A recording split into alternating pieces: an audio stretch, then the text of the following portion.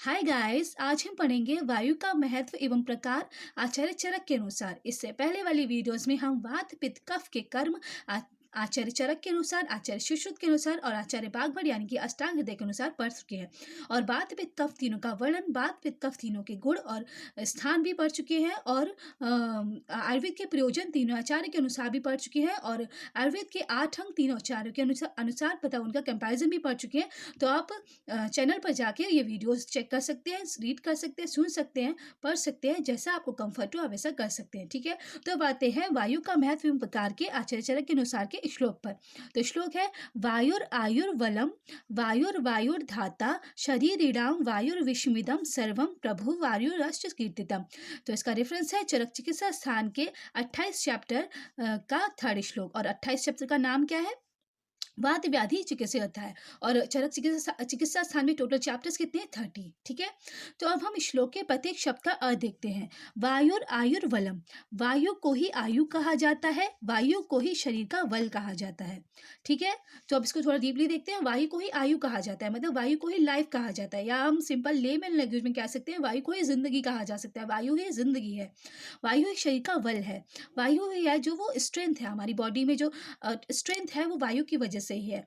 वायु वायुर वायुर धाता शरीर राम, वायु ही है, शरीरी है, मतलब आत्मा को धारण करने वाली है। शरीर राम आत्मा को, वायुर वायुर धाता धारण करने वाली है।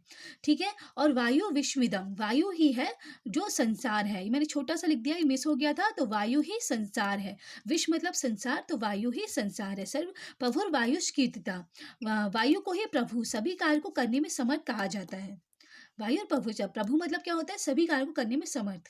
तो वायु को ही सर्वम प्रभुर वायुष कीर्तिता, वायु को ही प्रभु कहा जाता है, सभी कार्य को करने में समर्थ कहा जाता है। ठीक है, अब हम आते हैं वायु के प्रकार के श्लोक पर कि वायु के प्रकार आचार्य चरक ने कितने बताए हैं। तो देखते हैं। प्राण उदान समानाख्य व्यान अपान सा पंचधा देहम तंत्रियते सम्यक स्थानेश्व व्याहत अश्चरण। इसका रेफरेंस है चरक चिकित्सा 28 स्थान के फिफ्थ श्लोक। तो 28वां जो अध्याय है उसका नाम है वात व्याधि चिकित्सा अध्याय, उसी अध्याय का 5th श्लोक है। तो देखते हैं वायु का भेद। प्राण, उदान, समान, व्यान, अपान, भेद से 5 प्रकार से विविध वायु अपने स्थान में बिना रुकावट की चलती हुई अच्छी प्रकार से शरीर का धारण करती है। देह तंत्रियते सम्यक स्थानेश्व व्याहत चरम, बिना रुकावट के, व्याहत मतलब होता है बिना रुकावट के, चरम मतलब चलती रहती है, अपने स्थानों में अच्छी प्रकार से शरीर का धारण करती है। ठीक है, अब देखते हैं 5 प्रकार के वात का वर्णन। तो 5 प्रकार की वात हमें पहले देख ही चुके हैं अभी।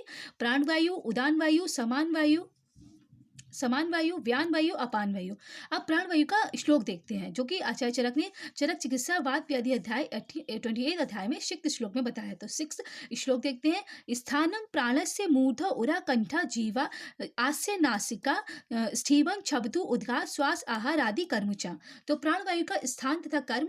तो प्राण वायु का स्थान है मूर्धा, मूर्धा मतलब हेड रीजन, उरा मतलब कंट्री, उरा मतलब चेस्ट रीजन, कंठ मतलब हमारा गला थ्रॉट, जीवा मतलब जीव, आस्य मतलब आस्य, आस्य मतलब हमारा मुख यानी कि मुंह, माउथ, नास का मतलब नोज, स्टीवन मतलब बार बार थूकना यानी कि स्पिटिंग, और छपतू मतलब स्नीजिंग छींक, उद्गार मतलब डकार यानी कि बर्पिंग, और श्वास मतलब श्वास प्रश्वास क्रिया, इंस्पिरेशन और एक्सप्रेशन में कोई डिफॉर्मिटी आ जाना, और आहार आदि कर्मचा, आहार आदि, आहार का जो अमाशय में मूवमेंट है, हम मुंह से इंटेक करते हैं और अमाशय तक जाता है, तो आहार आदि कर्मचा, ये कर्म जो होते हैं ये प्राणवायु करती है। तो प्राणवायु का हमने देख लिया, जो सारे स्थान है वो ज़्यादा upper part of the body में है, जैसे कि हेड रीजन, मस्तक, मूर्धा मस्तक, हेड रीजन वो भी अपर पार्ट में, छाती चेस्ट रीजन वो भी अपर पार्ट में, कंठ यानी कि थ्रोट वो भी अपर पार्ट में, जीव यानी कि जीव वो भी अपर पार्ट में, मुख यानी कि माउथ वो भी अपर पार्ट में, नाक यानी कि नोज वो भी अपर पार्ट में। ये प्राणवायु का स्थान है। और स्टीवन बार बार थूकना यानी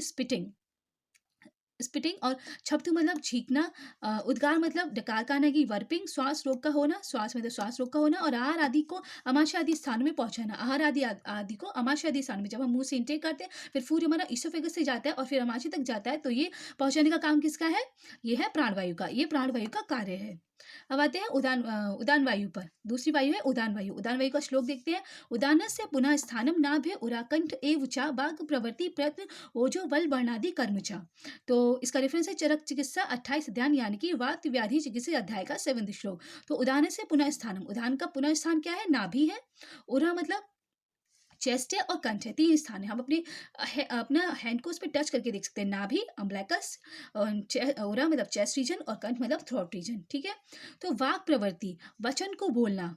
वाक् प्रवृत्ति मतलब मुख से, जो मैं आपको पढ़ा रही हूँ तो बोल रही हूँ, तो ये वचन को निकालना, प्रत्येक कार्य में यत्न करना, मेक एफर्ट, जो एफर्ट्स मेकिंग होती है वो भी, और उत्साह बढ़ाना, उत्साह बढ़ाने के, एंथुजियाज्म और ज़ील, और बल और वर्ण आदि को समुचित रूप में कर रखना, या उदान वायु का कर्म है। बल मतलब हमारा स्ट्रेंथ और वर्ण मतलब हमारी बॉडी का जो कलर है उसको समुचित रूप में रखना, ये भी उदान वायु का कार्य है, ठीक है?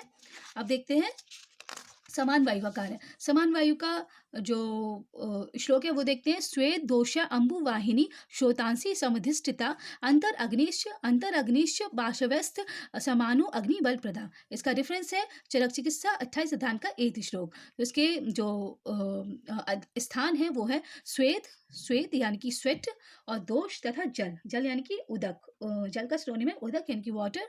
तो श्वेत, दोष तथा जल व वहन करने वाले स्रोतस। तो श्वेत व स्रोतस, दोष व स्रोतस और जल व स्रोतस, इन स्रोतों में रहने वाली होती है समान वायु, और जठराग्नि के पास में रहने वाली होती है, मतलब जहाँ जठराग्नि का स्थान है उसके पास, मतलब साइड में रहती है, और अग्नि के बल को बढ़ाने वाली होती है। तो इसके श्लोक को जरा देखते हैं। श्वेत दोष अम्बुवाहिनी श्रोतांसी, श्वेत यानी कि स्वेट, यानी कि श्वेत, स्वेट पसीना। तो श्वेत दोष अम्बु, अम्बु मतलब जल, उदक, उष्म, जो स्रोतस है उनको, उनमें अधिष्ठित, सम अधिष्ठित मतलब रहती है, और अंतर अग्निश, अंतर अग्निश मतलब हमारी जो जठराग्नि है उसके पास में रहती है। समानु अग्नि बल प्रदम, और समान वायु अग्नि को बल प्रदान करती है, ठीक है?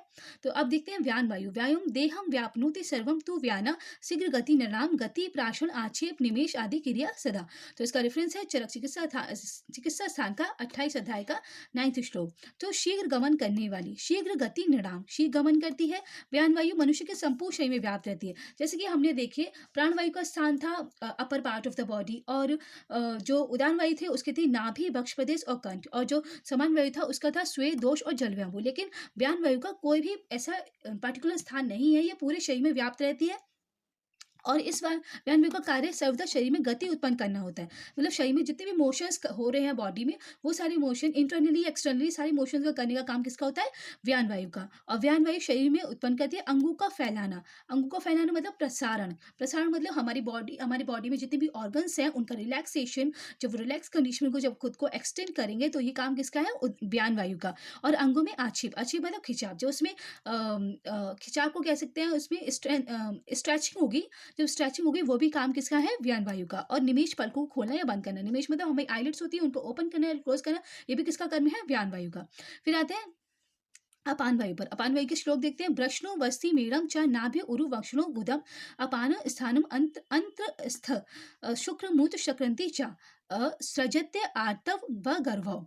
तो इसका रेफरेंस है चरक चिकित्सा स्थान के 28 अध्याय का 10th and 11th श्लोक। अब श्लोक के प्रत्येक शब्द का अर्थ देखते हैं। वृष्णो, वृष्णो मतलब होता है दोनों अंडकोश, यानी कि हमारी टेस्टिस, जो मेल में टेस्टिस होती हैं दोनों, ह्यूमन बॉडी में ह्यूमन मेल में टेस्टिस होती हैं, तो वृष्णो अंडकोश। और बस्ती मेल, बस्ती मेल मतलब, बस्ती मतलब मूत्राशय, और मेल मतलब मूत्रेंद्रिय, मूत्राशय मतलब यूरिनरी ब्लैडर, और मूत्रेंद्रिय मतलब यूरेथ्रा।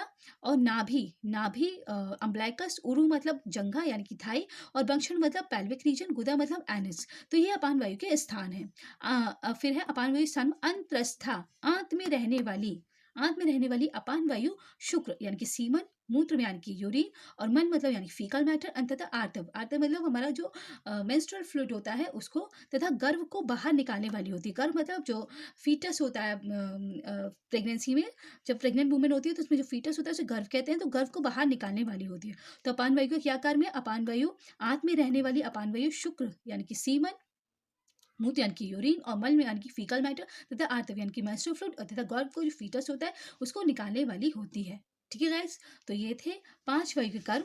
सबसे पहले था वायु का महत्व, हमने वायु का महत्व पढ़ा, फिर उसके प्रकार पढ़े, फिर उसके बाद प्राण वायु पढ़ी, उसके स्थानों कर्म पढ़े, फिर उदान वायु के स्थानों कर्म पढ़े, फिर समान वायु के स्थानों कर्म पढ़े, फिर व्यान वायु के स्थानों कर्म पढ़े, फिर अपान वायु के स्थानों कर्म पढ़े। ठीक है guys, okay guys, thank you, have a nice day, जय हिंद, जय भारत।